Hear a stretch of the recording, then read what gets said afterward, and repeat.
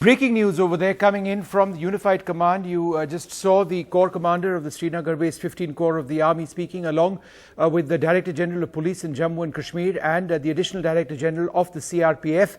The basic point over here is that they have recovered a landmine, a Pakistani landmine from the route of the Amarnath Yatra.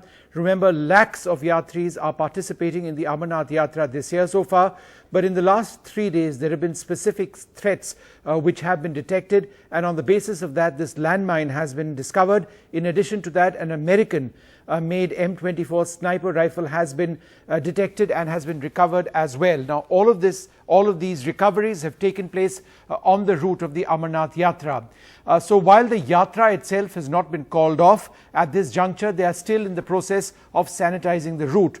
The route of the Yatra, and this was mentioned quite clearly, involves going through fields, involves lots of slopes, involves a part of the road as well. And the entire area has to now be re-sanitized. Now the specific threats which they did detect pertain to threats in the last 3 days, on the basis of which they have made these recoveries. The other very significant point being mentioned by the CRPF, the police and the army specifically was the threat of IEDs, where they went into great detail on the threat which IEDs now represent, explaining that there have been several attacks, if I am not mistaken, approximately 10 attacks since the Pulwama terror attack, remember, in which 40 CRPF Jawans were killed. So they are working at different strategies to try and ensure that that the threat of improvised explosive devices was removed. There was also a picture which was shown of a fairly sophisticated IED with its explosive unit, with its detonator unit, and with the device which actually triggers the explosion as well. And the picture that you see on your screen over there is of that American-built M24 sniper rifle, which has been recovered. This represents a very serious military threat in Jammu and Kashmir, the ability of specially trained soldiers to pick off specific targets. Now this is the picture which they were showing us of one of the IEDs which has been recovered. That's the container of the improvised explosive device, and very soon you will also see that landmine I was talking about. Now the landmine is important because that landmine is actually a Pakistani Army standard anti-personnel mine which has been recovered.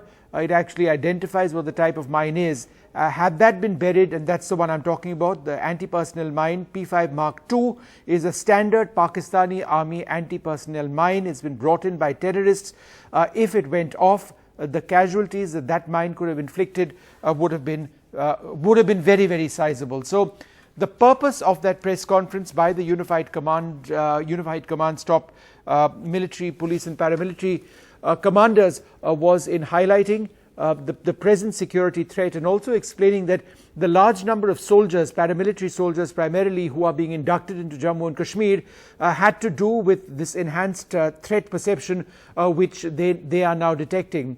Also important, General Dhillon mentioning that the terror camps across the line of control were now full, and that there were several attempts at infiltration, including one last night which was thwarted. He also mentioned significantly that there were infiltration attempts also being made from the sector between Pathankot and Jammu. So all along the line of control leading all the way up to the international border down south is that threat of infiltration presently.